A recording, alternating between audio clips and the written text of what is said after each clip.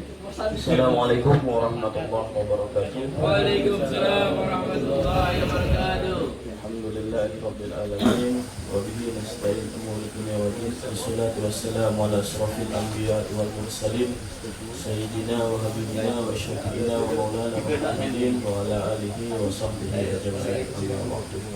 Alhamdulillah, puji syukur kehadirat Allah Subhanahu wa taala yang mana kita telah diberikan kekuatan ya alhamdulillah pada malam hari ini, yaitu kekuatan iman dan Islam, sehingga kita dikumpulkan dalam satu wadah majelis yang mana majelis ini adalah salah satu taman-taman surga yang ada di ini. Nah, insyaallah kajian ini kita nggak jauh-jauh juga lagi dari taman-taman surga. Kenapa? Karena nanti insyaallah besok pagi, sore, jadi beberapa aktivitas nanti kita akan ada berkuda dan memanah.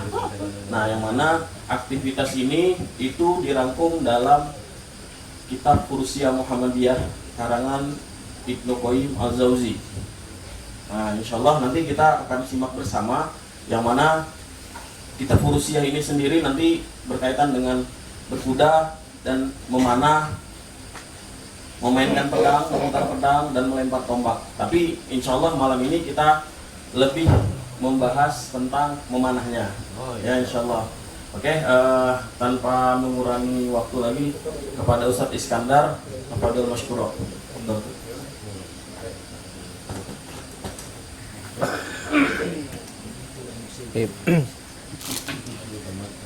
Bismillahirrahmanirrahim.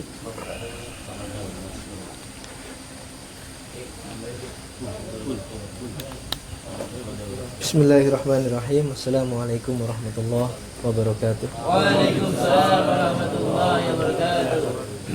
Alhamdulillah, alhamdulillahirabbil alamin.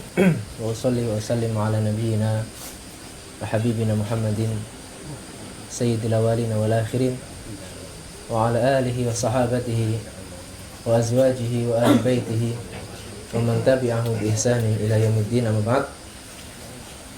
Para Bapak Ibu sekalian, jamaah masyarakat muslimin yang berbahagia, insya Allah di malam hari ini sambil menyantap dan melahap nasi kotak, tapi kotaknya jangan dilahap.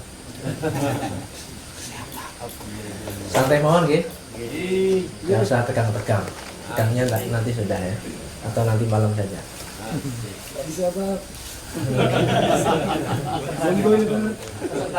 Ya.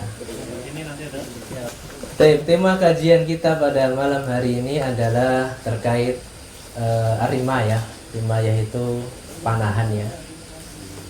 Kita insya Allah di malam hari ini akan lebih mengenal tentang seni memanah, fadilahnya, supaya dalam memanah itu ada seninya, ada filosofinya, ada motivasinya. Ternyata memanah itu merupakan hal yang memang disyariatkan dalam Islam, dan memanah bukan sekedar jebret-jebret ya. Jadi ada kaidah-kaidahnya, ada rukun-rukunnya, dan ada dasar-dasarnya. Tapi sebelum masuk ke itu semua, kita akan masuk dulu ke fadlur rimaya, keutamaan memanah. Setidaknya di bab ini kita bisa mengenal fadilah-fadilah, sehingga dalam memanah kita lebih termotivasi dan mustannan mengikuti sunnah baginda kita Muhammad sallallahu alaihi wasallam. Di bab ini saya ambilkan dari kitab Al-Furusiyah Muhammadiyah yang ditulis oleh Ibnu Qayyim Al-Jauziyah. Beliau adalah murid dari Syekhul Islam Ibnu Taimiyah, yang mana di Fadlur Rimayah ini saya rangkum ada sekitar 13 fadilah atau alasan kenapa kita harus memanah. Pertanyaannya yang mendasar, mengapa kita harus memanah? Ada yang bisa jawab? Jawabannya ada di slide berikutnya. Sudah siap, Jin? Ya. Yang pertama, memanah adalah perintah Allah. Ya, ini yang perlu kita pahami, kita sadari bersama. Memanah itu adalah perintah Allah langsung ya dari langit. juga perintah Rasulullah. Ya. Dalam Sahih Muslim ketika Rasulullah sallallahu alaihi wasallam menjelaskan tafsir daripada firman Allah Ta'ala surah Al-Anfal ayat 60, wa a'iddu lahum mastata'tum, wa a'iddu, dan siapkanlah lahum bagi mereka orang-orang kufar, mastata'tum, sekuat tenaga kalian, min quwwatin wa min ribatil khail, dari kekuatan dan dari ribatul khail, yaitu menunggang kuda. Ya, wa a'iddu itu fi'il amr. Fi'il amr kalau kita belajar usul fikih itu yaqtadil wujub, mengandung makna kewajiban. Ya. Wa a'iddu, siapkanlah. Yang disiapkan apa? Min quwah, kekuatan. Maka dalam hadis ini Rasulullah sallallahu alaihi wasallam mentafsirkan makna dari kuwah itu apa? Ala innal quwah ar-ramyu.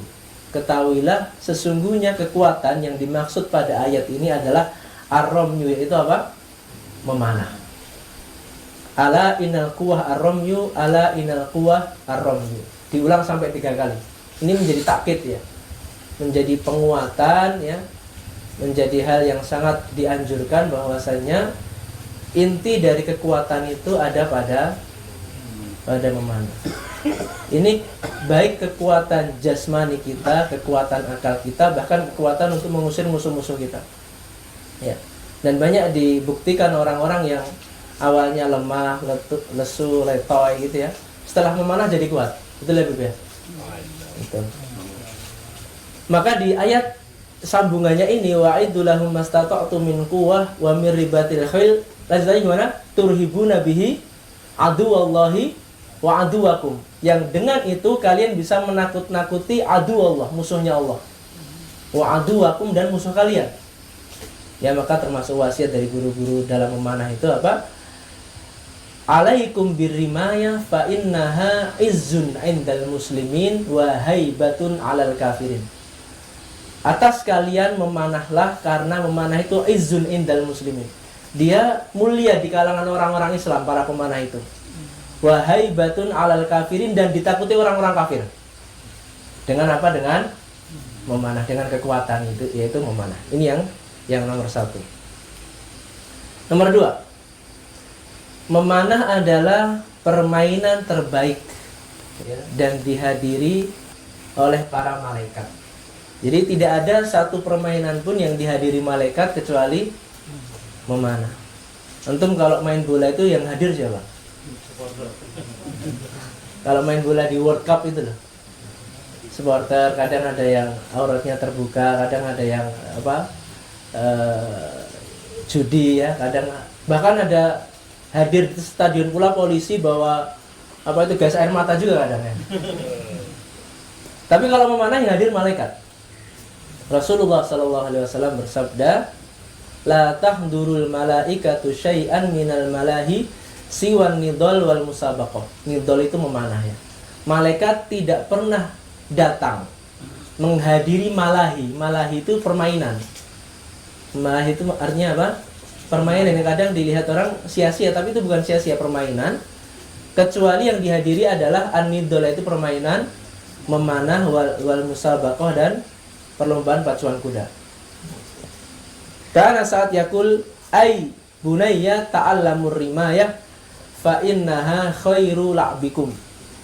Atas kalian belajarlah memanah, fa innaha khairu la'bikum, karena memanah itu sebaik-baiknya permainan kalian. Maka setelah kita tahu ini juga kita belajar pas juga ya. Kiranya permainan atau olahraga yang paling bagus dan paling bisa membentuk tubuh ya, dan tidak membahayakan tubuh adalah 3 olahraga ini, yaitu panahan, berkuda, dan berenang. Ini sesuai dengan hikmah dan seluruh yang disyariatkan dan diperintahkan Rasulullah, pasti ada kebaikan di dalamnya. Ini nomor 2. Nomor 3, tidak ada permainan yang berpahala kecuali salah satunya memanah ini. Rasulullah sallallahu alaihi wasallam bersabda, kullu syai'in yalhu bihi ar-rajulu batilun. Setiap segala sesuatu yang yalhu, berleha-leha, bersenang-senang. Seorang laki-laki di dalamnya itu adalah batil, suatu kebatilan. Kecuali apa? Illa ramyur rajulu biqausihi. Kecuali seorang laki-laki yang memanah dengan kausnya, yaitu apa? Anak panahnya, busurnya ya. Wa ta'dibuhu farasahu, dan dia mengajarkan kudanya, melatih kudanya. Wa mula'abatuhu ahluhu, dan dia bermain-main dengan istrinya. Asik ya. Ini permainan yang asik ya. Tapi apa namanya, bercengkrama dengan istri, tahu-tahu jadi bercengkraman nanti ya. Yang akhirnya jadi KDRT, keharmonisan dalam rumah tangga. Kemudian Rasulullah, kalau ketawa Pak. Ilmu baru. Rasulullah SAW juga bersabda, man roma bisahm fi sabilillah fahuwa adlu muharrar. Barang siapa yang memanah fi sabilillah, maka pahalanya sebagaimana memerdekakan budak ya, itu satu anak panah, sebagaimana memerdekakan budak. Man roma bisahmin fi sabilillah balagol adu aulam yablugh kana lahu itqu raqabah. Barang siapa yang memanah dengan satu panah dalam sabilillah, ya, diniatkan dalam sabilillah, balagol adu, entah panahnya itu sampai ke musuhnya, aulam yablugh, atau nggak sampai. Ini suatu motivasi, nggak masalah ya, jangan putus asa. Kana lahu itqu raqabah, maka pahalanya sebagaimana memerdekakan budak ya. Nomor 4, memanah adalah warisan para nabi ya. Di kitab ini pula ya, saya kelupaan tidak saya cantumkan di sini bahwa orang yang pertama kali memanah adalah Nabi Adam ya. Jadi dalam tafsir At-Tabari itu dijelaskan bahwasannya ketika Nabi Adam diturunkan ke bumi, maka profesi Nabi Adam itu awalnya adalah berkebun. Lah, bertani. Nah, ketika menanam benih, tumbuh gitu, burung-burung sama makan benih itu. Ya. Akhirnya gagal panen terus. Akhirnya malaikat Jibril turun membawa busur, membawa witer itu apa? String ya, dan membawa 2 anak panah. Akhirnya Nabi Adam diajarkan oleh malaikat Jibril cara memanah. Akhirnya bisa, dan Nabi Adam memanah 2 burung itu. Fasurra bidzalik, dalam tafsirnya seperti itu. Fasurra bidzalik. Akhirnya Nabi Adam senang dengan itu, bisa memanah 2 burung. Dari Nabi Adam diturunkan sampai anak turunnya, sampai Nabi Ibrahim, sampai Nabi Ismail, sampai Nabi Muhammad, artinya sampai kepada kita. Maka dalam satu hadis riwayat Bukhari, Rasulullah sallallahu alaihi wasallam bersabda, urmu bani Ismail fa inna abakum kana ramiyan.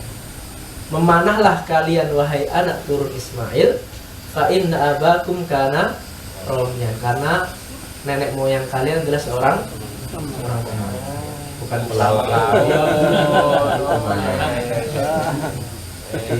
Walaupun di sini tulisannya Bani Ismail ya. Ini lafdzul khas yuradu bil am. Maksudnya adalah umum, ke semuanya, ke semua umat Rasulullah diperintahkan untuk memanah. Ya, karena bapak kita dulu, nenek moyang kita adalah seorang pemanah. Nggak tahu dari mana itu. Nomor 5, memanah bisa menghilangkan kesusahan dan kesedihan. Nah ini, yang lagi susah, yang lagi sedih ya, memanah. Insya Allah hilang. Ya. Kalau belum hilang, memanah lagi. Insya Allah hilang ya. Insya Allah hilang. Saya ini pengalaman pribadi. Saya mulai rutin memanah itu setelah dapat musibah, dan musibahnya besar. Musibah terbesar yang dialami seorang bapak adalah ditinggal anaknya. Betul nggak? Saya tahun lalu ya, bulan awal tahun lalu itu ditinggal anak saya. Anak yang semua bapaknya pasti cinta sama anaknya. Dan pastilah ditinggal anak itu senang atau sedih? Sedih, stres, frustasi itu. Kemudian baru setelah itu giat memanah dan alhamdulillah hilang dengan sendirinya gitu. Allah hilangkan begitu. Ya. Dan sekarang alhamdulillah baru 1 bulan yang lalu Allah ganti dengan anak yang mirip dengan anak yang Allah ambil itu, diganti, diberi hadiah Allah persis sebagaimana yang Allah ambil pada tahun lalu. Mungkin dari berkah memanah juga ini ya. Dalam kitab Furusiyah Muhammadiyah dijelaskan falau lam yakun fin nidali illa annahu yadfa'ul ham wal gham 'anil qalbi. Dan seandainya tidak ada dalam memanah itu kecuali dia menghilangkan ham dan gham dari hati. Apa bedanya ham dan gham? Ham itu kesusahan sebab sesuatu yang diciptakan tidak berhasil digapai, tidak tercapai, itu namanya ham. Contohnya apa? Melamar akhwat ditolak, itu ham. Melamar sekali ditolak 3 kali. Saya lamar kamu ya dia, moh. Tolaknya udah 3 kali dia. Nah, terlalu itu ya. Itu ham ya, mencita-citakan sesuatu tapi tidak tercapai, itu ham. Adapun gham itu tertimpa sesuatu hal yang tidak dia inginkan. Contohnya kecelakaan, ya, kena penyakit, ya, kena gempa, ya. Kita doakan semoga musibah dari saudara-saudara kita yang di Cianjur, dan barusan ada yang di Pati juga, Pak. Di Pati banjir ya. Semoga Allah angkat semua musibah dari kaum muslimin. Seandainya tidak ada dari memanah itu kecuali hanya menghilangkan ham dan gham, yaitu kesusahan dan kesedihan, anil qalbi dari hati, lakana dzalika kafian. Itu sudah cukup. Fi fadlihi dalam keutamaan memanah. Wa qad jarraba dzalika ahluhu, dan itu sudah dicoba. Jarraba itu mujarrab, terbukti. Selain terbukti apa? Teruji. Dan sudah dibuktikan orang-orang yang sering memanah, Allah hilangkan kesusahannya. Waqad warada fil hadis rawat Tabrani min hadithi Hisham an Urwah an Abi an Aisyah qalat qala Rasulullah sallallahu alaihi wasallam ma ala ahadikum idza lajja bihi hammuhu. Tidaklah ada seorang pun dari kalian ketika dia dirundung kesedihan dan kesusahan, an yataqallat qausahu, dia menggantungkan busurnya di pundaknya. Fayanfi bihi hammahu, maka Allah akan hilangkan kesusahannya. Ya. Jadi ini resep ya, kalau lagi sedih gantungkan apa? Busur. Setelah bukan digantung doang tapi dibuat memanah ya, bukan gantung doang. Tapi cukup gantung doang bisa hilang susahnya juga. Sudah dibuktikan sama Pak Bilal itu. Hilang kesusahannya ya. Baik, nomor 6. Di setiap langkah dalam kita memanah ya, setelah memanah kan kita ngambil nabelnya itu ya, arumnya itu ya, itu ada kebaikan di dalamnya. Rasulullah sallallahu alaihi wasallam bersabda, man masya bainal ghordoini kana lahu bikulli khutwah hasanah. Barang siapa yang berjalan di antara dua sasaran panah, maka pada setiap langkahnya terhitung kebaikan. Jadi memanah itu sesuai dengan athar dari para sahabat itu, sini sasaran, sini sasaran. Jadi ketika dia memanah ke sini, dia melangkah ke sini berjalan, kemudian dia ambil, dia ganti memanah ke sini. Jadi enggak sini terus bolak-balik ngambil kemudian memanah ke sini lagi, enggak. Dan setiap langkahnya itu terhitung kebaikan. Wa qala al-Auza'i bila saat adraktu qauman yashtadduna bainal agrad. Aku menjumpai dulu para sahabat itu, mereka yashtadduna. Yashtadduna itu maknanya berjalan dengan cepat. Kalau di kita japas mungkin. Kalau mereka belum kenal japas ya. Ya jalannya cepat gitu. Jadi dalam mengambil panah itu enggak loyo, letih, lemah, lesu ya. Ngambilnya cepat jalannya. Yadhaku ba'duhum ila ba'din. Mereka tertawa sebagian mereka dan sebagian yang lainnya. Sambil berjalan itu ambil ketawa-tawa. Itu di siang harinya ketika memanah. Fa idza kana al-lail kanu ruhbanan, tapi ketika di malam hari mereka menjadi ruhban. Ruhban itu apa? Rahib. Rahib itu apa rahib? Orang-orang yang memang gemar ibadah, ibadah saja hidupnya cuma dihabiskan buat ibadah. Wa qala Mujahid ra'aitu Ibnu Umar yashtaddu bainal hadafaini wa yaqulu ana biha. Aku melihat Ibnu Umar, dia berjalan dengan cepat di antara dua sasaran panah dan dia berkata ana biha, saya mengerjakan hadis ini. Wa qad taqaddama anna Uqbah bin Amir. Uqbah bin Amir seorang sahabat yang sudah sangat sepuh ya, sangat tua. Kana yashtaddu bainal gordoin. Dia berjalan di antara dua sasaran panah. Wa huwa syaikhun kabir. Dan dia saat itu sudah sangat tua. Ya, jadi tua itu bukan halangan dalam memanah ya. Karena Uqbah bin Amir sudah sangat tua, dan pemanah itu sebenarnya orang yang kalau memanah tidak perlu butuh banyak teman. Karena yang menemani siapa? Para malaikat, kan gitu ya. Oke, nomor 7. Ternyata memanah itu diserupakan dengan sholat. Ini fadilah yang luar biasa. Kok bisa? Saya juga awalnya takjub dengan ini.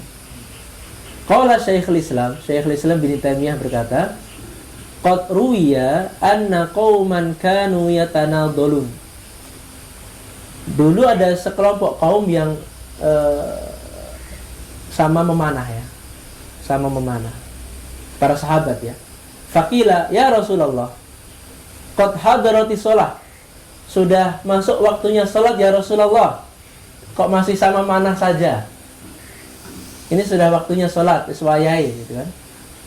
Faqala, maka Rasulullah sallallahu alaihi wasallam bersabda, innahum, mereka itu yang sedang memanah itu fi sholatin, dalam keadaan salat. Paham maksudnya? Fashabbaha ramyun nushab bis shalah wa kafa bidzalika fadlan. Dan di sini Rasulullah menyamakan memanah dengan salat. Maka cukup itu sebagai fadilah memanah. Paham maksudnya? Kenapa memanah itu disamakan dengan salat? Jadi hadir waktu salat, keadaan masih memanah. Kemudian ada sahabat yang mengingat Rasulullah sudah datang waktunya salat. Maksudnya gimana? Mereka itu sedang salat, sedang zikir, sedang mengingat Allah. Salatnya orang-orang yang memanah itu ya dengan memanah. Maksudnya apa? Salatnya bisa ngosek ke dhisik. Apa? Tunda dulu. Enggak masalah. 10 menit, 15 menit, tunggu sampai selesai, dan itu boleh. Khusus buat memanah. Kalau main PS enggak boleh. PS, nonton film enggak boleh ya. Kalau memanah boleh. 10 menit, 15 menit boleh. 20 menit boleh. Sampai selesai dulu baru sholat, enggak masalah. 8. Memanah adalah sebab masuk surga. Masya Allah, ini luar biasa ternyata memanah itu ya. Rasulullah SAW bersabda, innallaha la yudkhilu bis-sahmil wahidi thalathata nafarin al-jannata. Sesungguhnya Allah Ta'ala memasukkan dengan sebab satu anak panah 3 orang ke surga. Siapa aja 3 orang itu? Yang pertama, soni'uhu, pembuatnya. Pembuat anak panah itu soni'uhu al-muhtasib fi amalil khair, yang dia memang meniatkan membuat itu dalam kebaikan. Maka itu dapat bisyarah Rasulullah dengan surga. Yang kedua, warrami bihi, pemanahnya sendiri dijanjikan surga. Yang ketiga, wal mumiddu bihi, dan yang ngelungke, ngambilin ngelungke, itu juga dijanjikan surga. Bahkan sampai Habib Syaifur Rahman tuh mengambil 3-3-nya ini. Yang buat, yang mana, yang ngambil ke. Dapat 3 pintu surga sudah. Farmu warkabu wa antarmu ahabbu ilayya antar kabu. kalian memanahlah dan naiklah kuda. Wa antarmu, akan tetapi bila kalian hanya memanah saja, ahabbu ilayya min antarkabu, lebih aku cintai daripada naik kuda saja. Kalau bisa kan memanah berkuda ya. Tapi kalau memilih salah satu maka Pilih memanah. memanahnya, karena lebih bermanfaat buat dirinya dan kaum muslimin, lebih ditakuti musuh daripada berkudanya. Oke.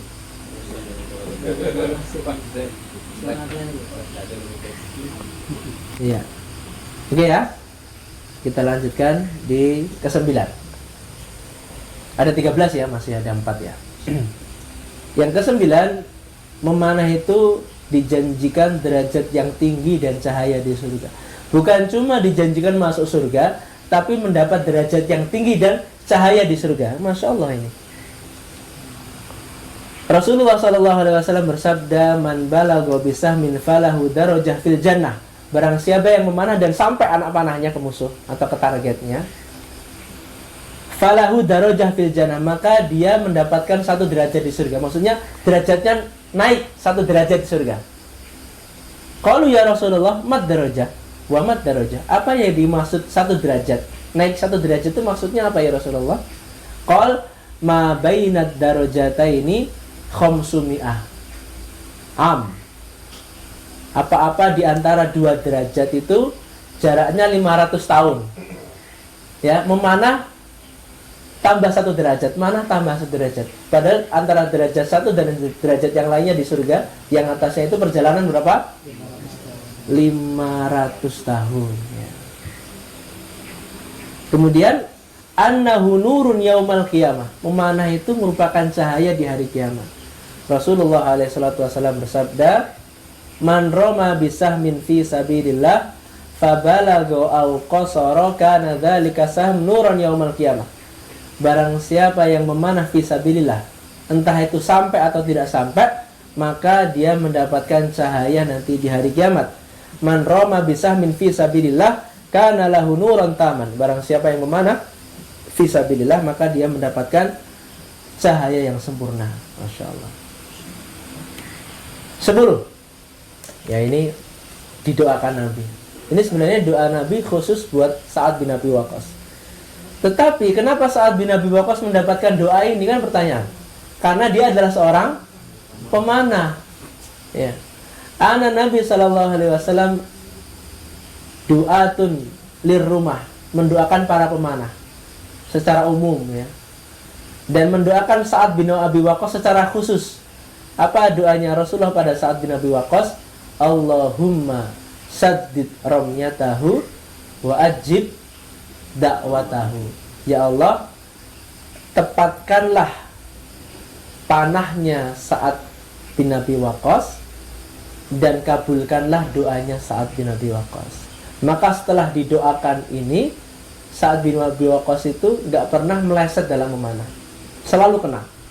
Fakana la yukhti lahum sahmun wa kana mujabud da'wah. Dan adalah Sa'ad bin Abi Waqqas adalah orang yang tidak pernah meleset satupun anak panah. Wa kana mujabud da'wah, dan dia orang yang dikabulkan dakwahnya, doanya. Setiap berdoa diijabah doanya. Ya, ini dari fadilah memanah ya. Dan Imam Syafi'i rahimahullah, beliau itu ketika minum air zam-zam itu berdoa 3 doa. Salah satu doanya ini, Allahumma saddid ramyi wa ajib da'wati. Ya. Kalau belajar nahwu, hu-nya diganti ya aja. Ini untuk doa buat kita sendiri. Allahumma saddid ramyati wa ajib da'wati. Ya Allah, tepatkanlah memanahku dan kabulkanlah doa. Kita barukan dengan doa Rasulullah kepada Sa'ad bin Abi Waqqas. 11. Ternyata memanah itu bisa sebagai mata pencaharian. Kalau ditanya, apa kerjanya? Saya adalah seorang pemanah. Wa kafa bidzalika fakhran. Itu sudah cukup membanggakan itu. Apa profesinya? Terapis. Apalagi pemanah. Nah, udah cukup. Ya. Anna ramya yasluhu lil kasbi wal harbi. Memanah itu baik buat kasbi, cari duit, cari maisha. wal harbi, dan berperang. Ya. Dan enggak masalah orang menjadikan memanah itu sebagai apa? Mata pencaharian. Alaikum birrimayah tadfa'u anha hurmata ahlikum. Atas kalian memanah, tadfa'u anha hurmata ahlikum, dengan itu kalian membela kehormatan keluarga kalian. Membela, tahu kehormatan keluarga itu salah satunya apa? Dengan menafkahinya, sehingga keluarganya tercukupi ya dengan wasilah memanah ini. Lah ini ternyata memanah itu bisa menghilangkan kefakiran. Orang yang memanah itu insya Allah nggak ada yang miskin. Coba lihat Pak Bilal itu, Masya Allah. Dan teman-temannya kaya semuanya.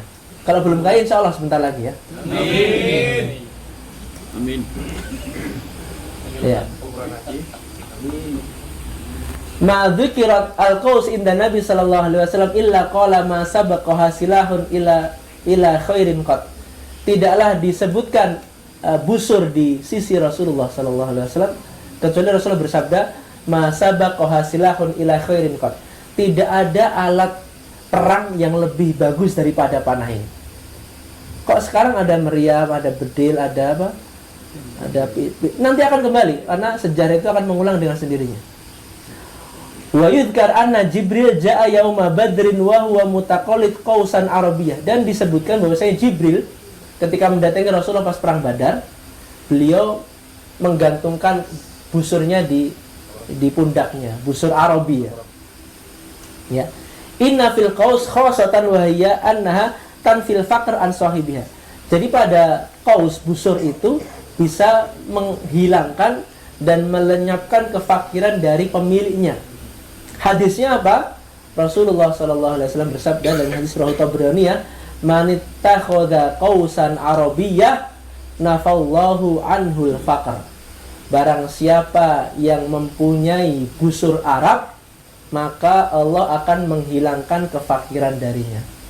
Jadi kalau bisa yang dipunyai itu busur, jenisnya busur apa? Busur Arab. Ya. Yang penting jangan Arab pati genah ya, atau Arab pati cetol, itu tidak jelas. Yang penting busur Arab ya. Apa spesifikasinya busur Arab? Nanti tanya sama Habib, beliau tahu ya. Mana yang busur Arab, mana yang busur Persi, mana yang busur ya, dan lain sebagainya. 13 yang terakhir. Nah ini ancaman. Wah, kita sampai ke nomor 13, kita sampai ancaman bagi orang yang melalaikannya. Nah, Rasulullah sallallahu alaihi wasallam bersabda, "Man ta'allama ramya thumma tarakahu falaysa minna." Barang siapa yang sudah belajar memanah kemudian dia meninggalkannya, falaysa minna, maka dia bukan termasuk golonganku. Waduh, bukan termasuk golongannya Rasulullah. Wa fi lafdin faqad asa. Dia sungguh telah bermaksiat. Ya, orang yang tapi syaratnya sudah belajar memanah kemudian meninggalkannya. Ya, kalau antum mau cari aman enggak usah belajar. Besok ngendelik di kamar mandi. Karena ini ancaman khusus Rasulullah bagi orang sudah belajar meninggalkan, dia bukan masuk golongan Rasulullah. Dia telah bermaksiat. Bermaksiatnya artinya apa sih? Asa itu menentang Rasulullah. Ya. Dalam hadis yang lain bukan cuma bermaksiat, man ta'allama ramya thumma nasiyahu fahiya nikmatun sulibaha.